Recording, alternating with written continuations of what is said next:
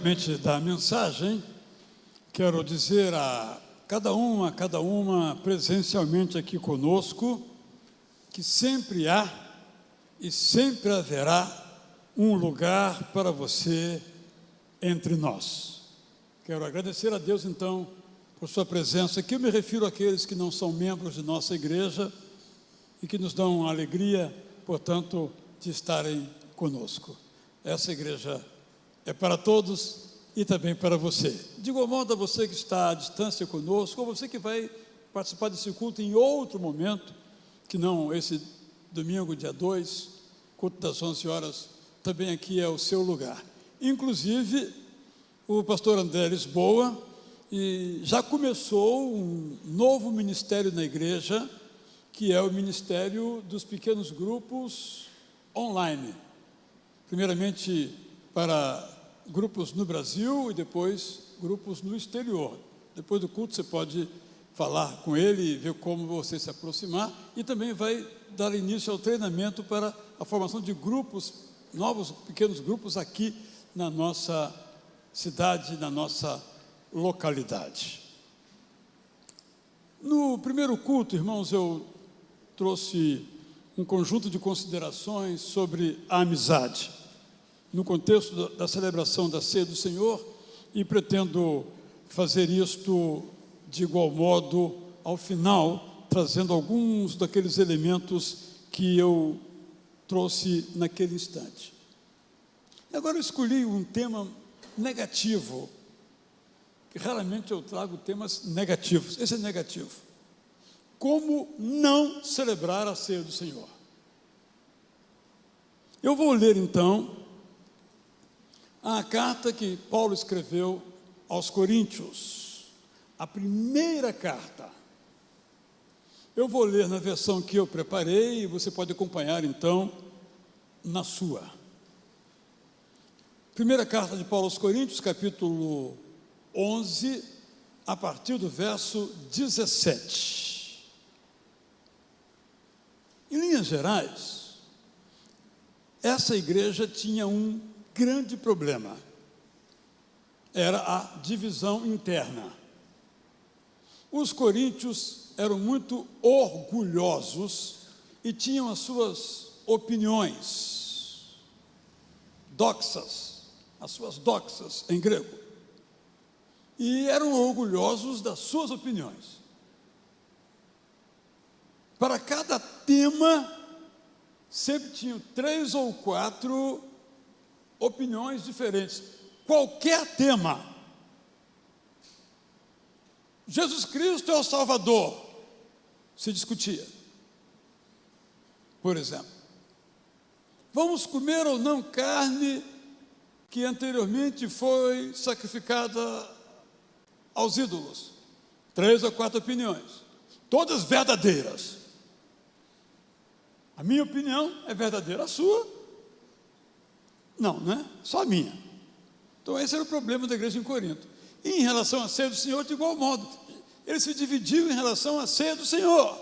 Aí Paulo escreveu essas linhas que estão no capítulo 11, a partir do verso 17, que eu vou ler. Há algo que vocês fazem que não posso elogiar. Eu me refiro aos cultos em que celebram a ceia do Senhor.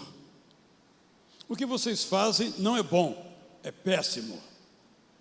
Disseram-me que há divisões entre vocês e, em princípio, acredito que existam mesmo.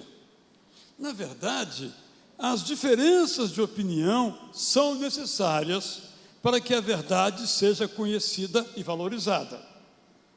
Verso 20. O problema é que vocês dizem que se reúnem para tomar a ceia do Senhor, mas na realidade não é dela que vocês participam. Alguns de vocês chegam antes para o culto, comem e bebem o que trouxeram de casa. Quando os pobres que têm compromissos de trabalho chegam, não têm nada para comer e beber. Uns ficam empanturrados e até embriagados, enquanto outros ficam com fome e sede. Certamente os que podem chegar mais cedo têm comida e bebida em casa. Comam e bebam lá. Não debochem da igreja do Deus eterno. Não humilhem os pobres. Não posso e não devo elogiar os que assim procedem. 23.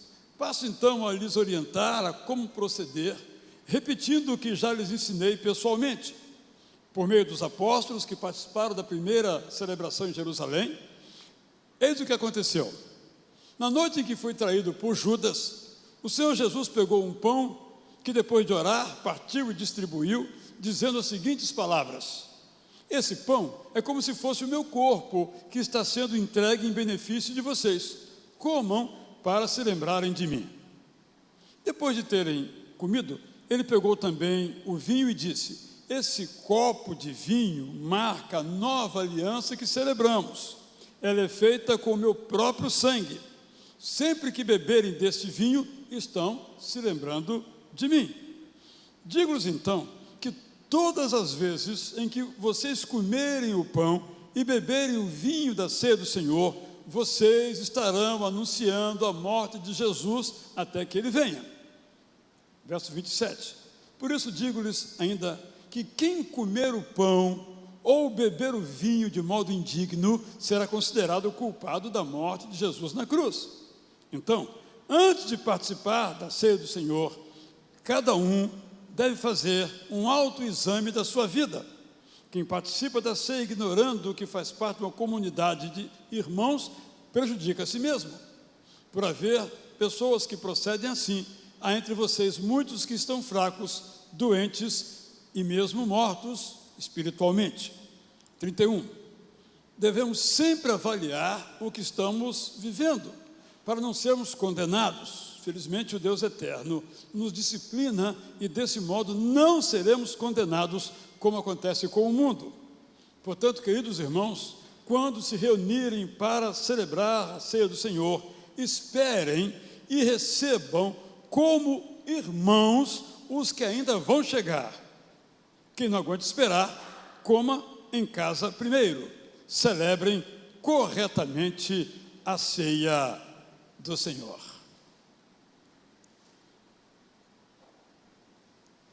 Como, então, não celebrar a ceia do Senhor? Aquele culto da igreja em Corinto, que se reunia em casas, não em templos, que não havia, era péssimo, porque entre aqueles irmãos havia alguns que se achavam superiores aos outros. E a ceia do Senhor é a celebração da igualdade entre irmãos. Por isso Paulo diz que vocês celebram um culto para pior, não para melhor, porque havia na igreja uma divisão social, com ricos comendo fartamente por chegarem antes ao local de culto e outros escassamente por chegarem depois, já que demoravam a se desvencilhar de suas tarefas profissionais como escravos ou livres que eram. Em outras palavras, vamos só voltar um pouquinho no tempo, a igreja se reunia em casas, em formato de rodízio, como nos pequenos grupos. Claro que havia alguma casa que era maior, podia receber mais pessoas e, em alguma oportunidade, essas casas se reuniam num único lugar, numa casa maior, sempre numa casa. Não havia outra possibilidade. No mundo antigo, os cristãos se reuniam em casa até o ano 240. Foi nesse ano que surgiu o primeiro templo no lugar chamado Dura Europos, que não existe mais, foi destruído porque é uma região altamente sísmica. A ceia do Senhor, também chamada de ágape, era um momento de uma refeição comunitária. E como parte dessa refeição, tomavam também a ceia do Senhor. exatamente como fez Jesus. Jesus celebrou a Páscoa, essa é uma refeição comunitária com seus discípulos, como se fossem a sua família, e depois que eles comeram toda a refeição propriamente pascal, Jesus lhes serviu mais uma porção de pão e um copo de vinho. Era assim que os cristãos, em geral, celebravam a ceia do Senhor. Vocês se lembram que no livro de Atos, quando há um resumo, se afirma que partiam o pão. A refeição comunitária era sempre seguida de uma refeição espiritual. Em Corinto estava acontecendo o seguinte: os ricos, os senhores, os da elite, que faziam parte da igreja, chegavam cedo, tinham seus meios de transporte, não tinham compromisso no domingo. Lembrem-se que domingo não era feriado como é hoje. Os profissionais tinham que trabalhar, os escravos também. O que acontecia é que esses ricos chegavam primeiro e depois os escravos e os profissionais se desvencilhavam de seus compromissos e iam para a igreja, chegavam depois. Os que chegavam primeiro, que eram ricos, levavam a sua comida, o seu vinho, e esqueciam do que significava aquilo, e comiam se empanturrando e se embebedando. Quando chegavam os mais pobres, sem nada, não tinham o que levar, eram pobres, escravos, vindo do trabalho, suados, a pé, era outra condição, já tinham comido tudo e bebido todo o vinho, e a comunhão simplesmente inexistia. É isso que Paulo diz. Vocês chamam isso de ceia do Senhor? Tudo, menos do Senhor. Mas ainda, o culto para celebrar a ceia do Senhor era péssimo, porque havia facções na igreja. E o termo usado para facções, na verdade, é aireses, heresias. Termo que o apóstolo Paulo usa, isto é, ensinos contrários à unidade da igreja, ensinos a serviço de Satanás, o grande divisor.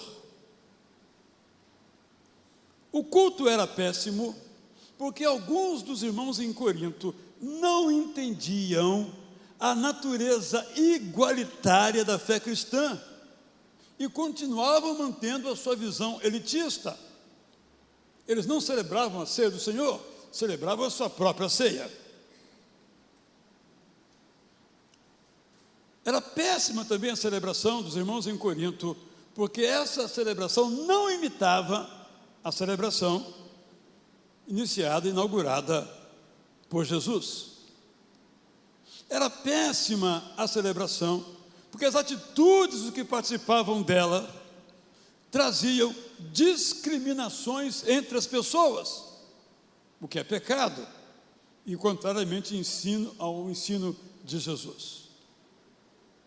O culto era péssimo, porque não conduzia à vida, mas à morte espiritual.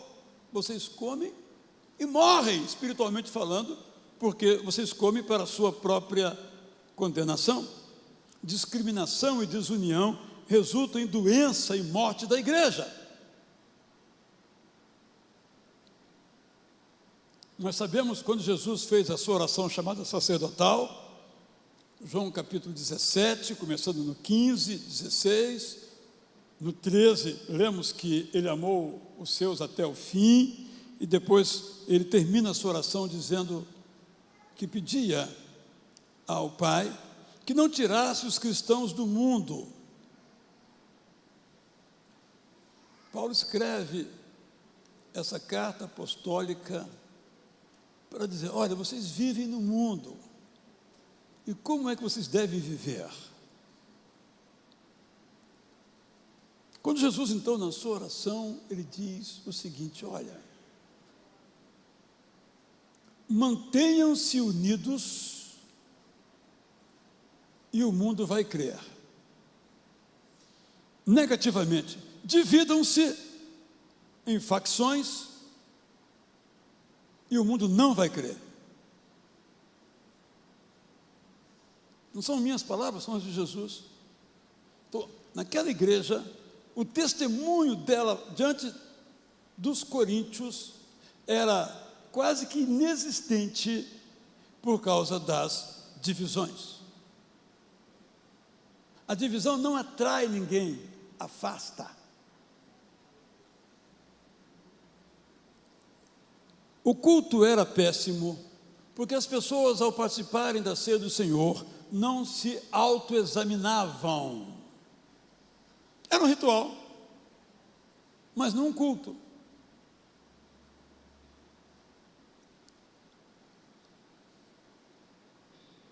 O ideal, quando nós entrarmos aqui nesse lugar de culto, é que nós oremos, que nós nos examinemos, como estamos vivendo, como estamos sendo.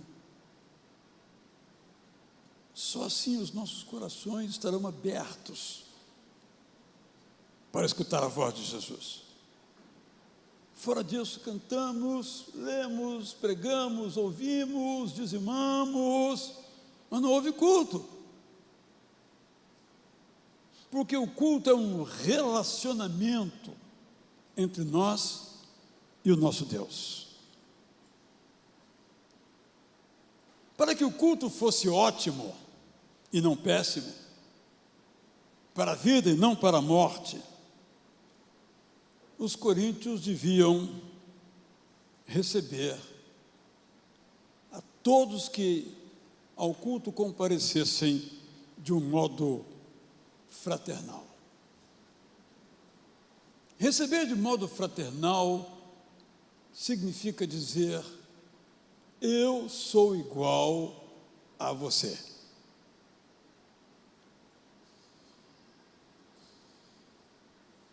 Na teoria, todos nós estamos de acordo, mas é muito difícil praticar isso.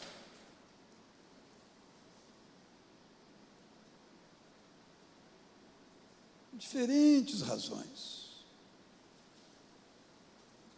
que não vamos aqui mencionar, mas lá no fundo, eu sou melhor do que vocês. Não há fraternidade entre superiores e inferiores.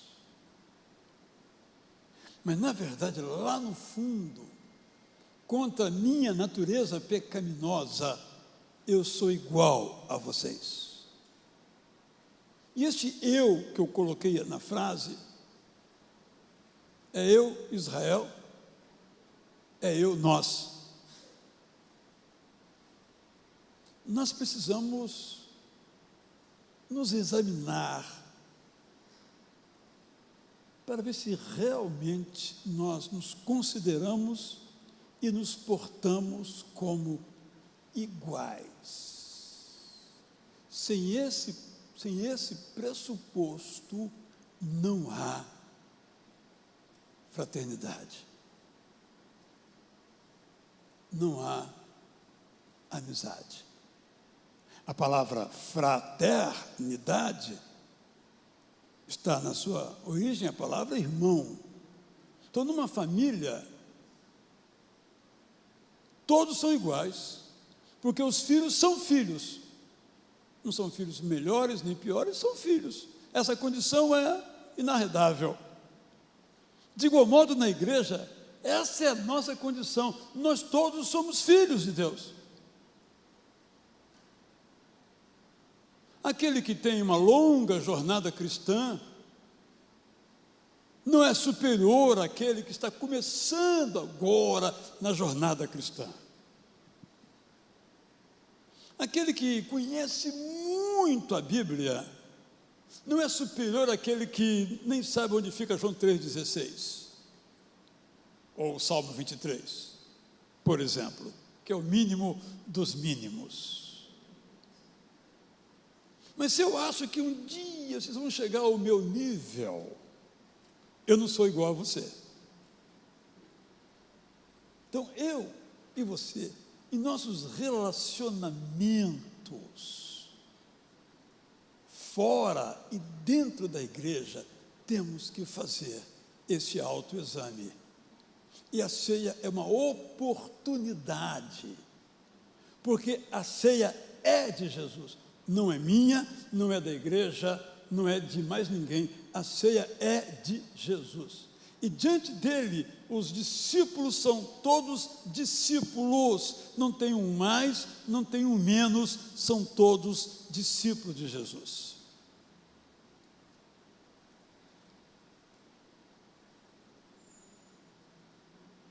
Eu quero prosseguir, retomando então, alguns elementos que eu trouxe no culto anterior,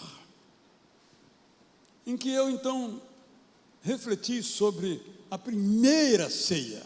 Agora falei da ceia na igreja cidade de Corinto. Agora eu quero falar da primeira ceia e vou apenas resumir o que eu disse no culto das 9. Jesus reuniu os seus amigos para uma refeição, a Páscoa, e depois da Páscoa instituiu a primeira ceia do Senhor. Portanto, a ceia do Senhor é um tributo à amizade. Não dá para entender a ceia celebrada por Jesus, senão no contexto de que era um tributo à amizade.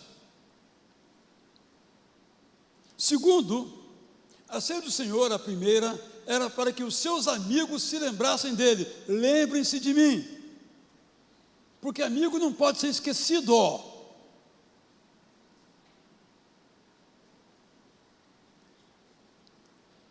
A ceia do Senhor, aquela primeira celebrada, foi um desafio para que os seus amigos se mantivessem unidos. A igreja em Jerusalém deu um exemplo maravilhoso de unidade. Atos capítulo 15.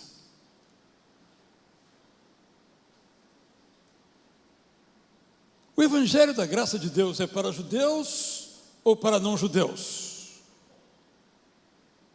Para ambos. Em Jerusalém, eles criam que era para ambos. Mas um grupo achava que era primeiro para os judeus de Israel, depois para os judeus de outras nações, onde estivessem, e então para os não-judeus.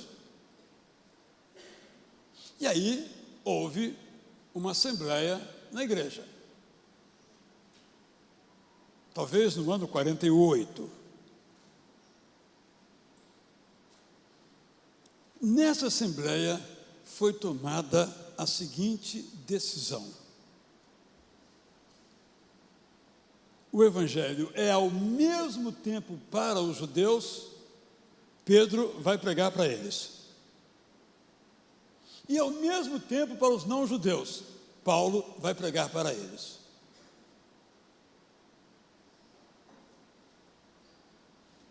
A outra discussão era a seguinte: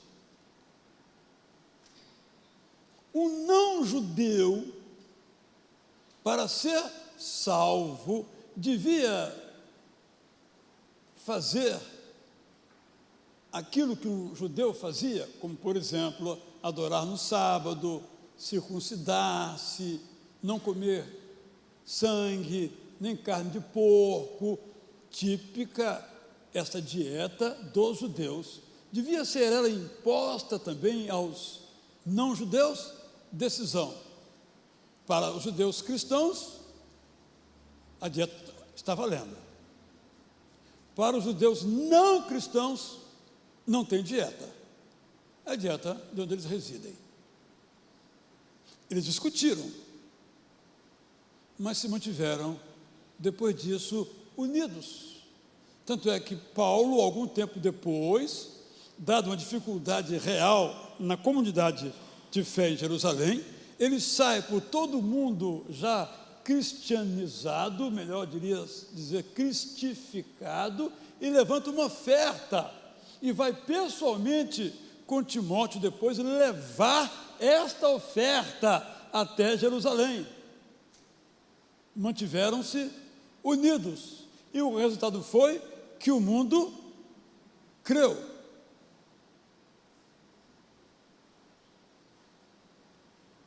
Se me permitem um exemplo, foi citado aqui agora há pouco o irmão Glaucio, que estamos conhecendo hoje. Veio aqui porque foi indicado para vir aqui por um pastor de uma outra denominação no sul do país. Recomendou, por razão que eu não sei, eu vou pesquisar, é claro, que ele viesse para cá. Uma denominação é diferente da nossa, pensa algumas coisas diferentes da nossa. Isso é unidade. É isso que mantém a fé. É a unidade que faz as pessoas crerem. Em Corinto isso faltava, e nós todos temos que nos examinar para ver se isso entre nós falta. Eu terminei aquela mensagem dizendo, entre outras coisas, que para que haja unidade, nós temos que cuidar dos nossos amigos. E aí, eu selecionei só 3 versos que vou ler agora, na versão que preparei, no capítulo 17 de Provérbios, os versos 9, 14 e 17. Vou ler. Não preciso de explicação, totalmente autoexplicativos esses versos. Quem verdadeiramente ama, tolera os pensamentos dos outros, mesmo que errados. Mas quem insiste em seus próprios pontos de vista, devasta as amizades. Preciso explicar? Acho que não, né, Silas? Está claro, né? Verso 14, esse foi o 9. Jamais comece uma discussão, porque você não sabe como ela vai terminar. Eu olho ali para o Edmilson e começo a discutir com ele o assunto A ou B.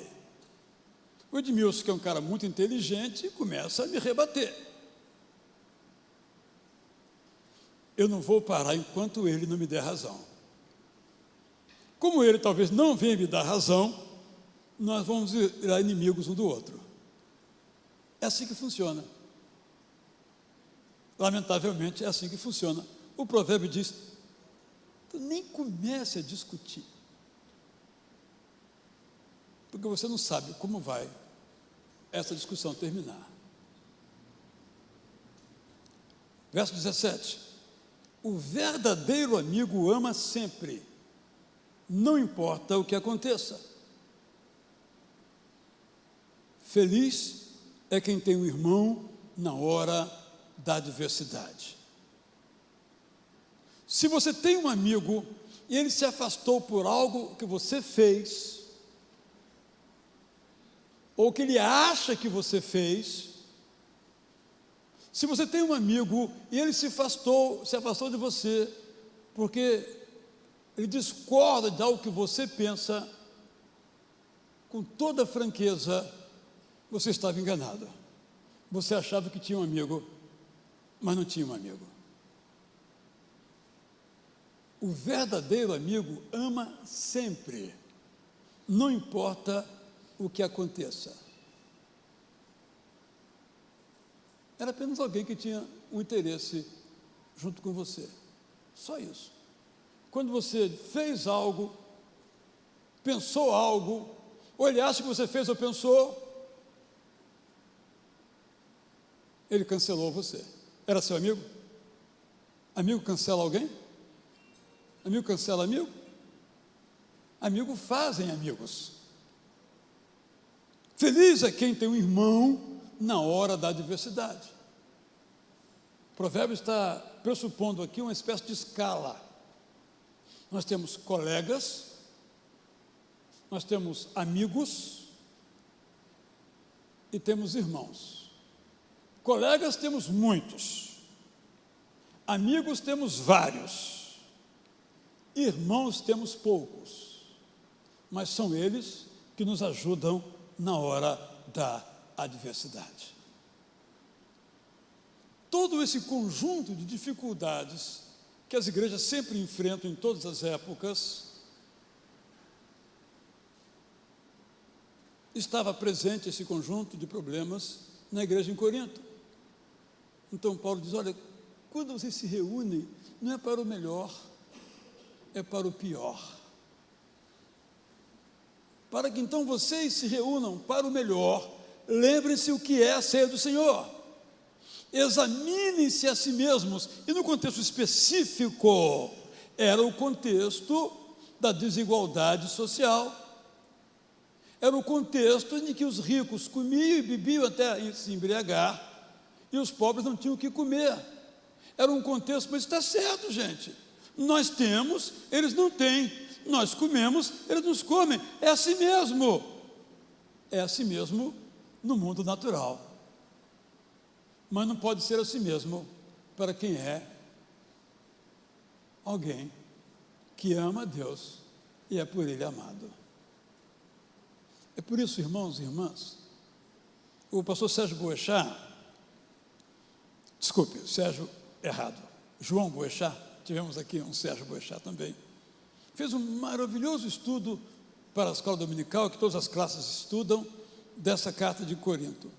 Eu aprendi com ele o seguinte, com o irmão João Boechat, professor, aprendi com ele o seguinte, que o apóstolo Paulo está dizendo, basicamente em suas cartas, nessa em particular, lá fora é assim, lá fora tem senhor e tem escravo, aqui não. Lá fora tem rico e tem pobre, aqui não. Lá fora tem doutor e analfabeto, aqui não. Uma das marcas mais extraordinárias dessa igreja, que Deus permita que assim seja para sempre, ninguém aqui é doutor, professor, coronel. Porque lá fora é assim. Ninguém aqui é meritíssimo, nem excelência. Isso é uma marca da igreja. Você nunca, vamos agora orar com o doutor fulano de tal. Nessa igreja você nunca ouviu isso, espero que nunca você ouça isso. Porque aqui não tem doutor. Aqui não tem general. Aqui não tem rico. Aqui não tem. Aqui só tem irmãos em Cristo. E quem é irmão em Cristo é filho de Deus. E quem é filho de Deus é igual. Assim, nós podemos celebrar a ceia do Senhor, talvez com essa confissão, com esse autoexame. É isso que o apóstolo Paulo nos ensina. Temos que nos examinar para ver como é que eu estou tratando os meus irmãos, dentro e fora da igreja. Porque esta é a marca de Cristo em nós. Eu já falei isso várias vezes, o que me encanta, se eu pudesse dizer só uma coisinha em Jesus, e é impossível dizer só uma, o que me encanta em Jesus é que ele ia na festa de Simão o curtidor, o rico, e comia, se esbaldava de comer. Não estou inventando não, gente. Ele chamava Jesus de comilão. Mas ele olhava para Madalena, que estava ali em aflição. Estava numa festa, mas não perdia a sua condição. E o modo como ele recebia. Irmão, vamos cá entre nós. Você está andando ali pela rua, um monte de gente ao seu redor. Aí um maluco sobe numa árvore. E você sabe que o cara é rico. O cara é do grupo dos opressores. O cara é elite. E você vai dizer: desce depressa, porque hoje eu vou jantar na sua casa. Eu vou dar esse privilégio para esse cara aí, mas nem morto. Mas um cara aí, não é verdade? Mas Jesus recebeu aquele rico, como recebeu os cegos, e inclusive recebeu um grupo que ele ninguém recebia os leprosos. Ninguém nem chegava perto. E Jesus olhava para ele. Já disse aqui que um dos meus sonhos, claro, impossível de se realizar, é estar ali quando Jesus olha para um leproso, é o termo utilizado, e olha para ele. Eu queria olhar nos olhos de Jesus. Que quando ele olhava para o leproso olhava para ele, o leproso se sentia igual a Jesus, acolhido por Jesus, e era curado por Jesus. Vocês sabem que quem é doente, sobretudo na antiga sociedade, é doente porque é culpado de alguma coisa. Livro de Jó, não é verdade? O cego de nascença. Aí ele vai a um lugar e tinha um homem com a mão assim, ó. Não conseguia movimentar a mão, ressequida, presa aqui atrás. Todo mundo se afastava desse homem, era um pecador. O pecado contagia, vai me fazer mal. Jesus pergunta: o que você quer que eu faça? Aí talvez todo gaguinho, eu quero que o Senhor me cure. Tanto medo que ele teve, eu vou ser rechaçado em público, eu vou ser humilhado em público. O que Jesus diz? Então vem aqui para o centro, não fica aí no canto não, vem aqui para o centro. Eu deve ter suado, gelado, a pressão deve ter ido a 25, é agora que eu vou morrer aqui. Estenda a sua mão. Mas como estender a mão, gente? Essa mão era ressequida. Mas Jesus fez o milagre de ele fazer o movimento e a mão se estender, e Jesus diz: você está curado.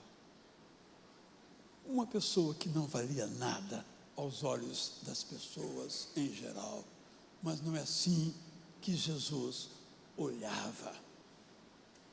É o olhar de Jesus que tem que ser o meu olhar.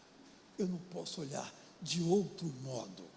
Dos meus olhares não pode sair faísca, não pode sair fogo, não pode sair preconceito, não pode sair raiva, não pode sair inveja, não pode sair do meu olhar, tem que sair graça.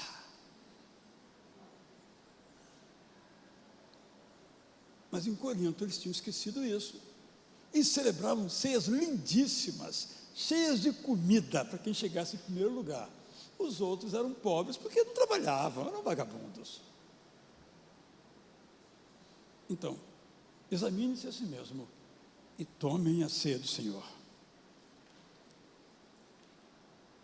A graça de Deus é ao mesmo tempo um presente absolutamente extraordinário e ao mesmo tempo um convite a um jeito de viver. E a ceia do Senhor é a celebração desse jeito de viver. Eu quero então lhe convidar a participar da ceia do Senhor. Vou pedir que por um minuto, irmã Tamara, toque uma música, uma oportunidade para você dizer: Senhor Jesus, como é que eu estou? Vou participar agora da ceia do Senhor. Vou proclamar que Tu és o meu Deus, o meu Senhor. Mas eu tenho vivido de acordo com isso que eu creio, meu Senhor. Olha assim, eu vou fazer assim, ao som da música instrumental, e depois vamos celebrar a ceia.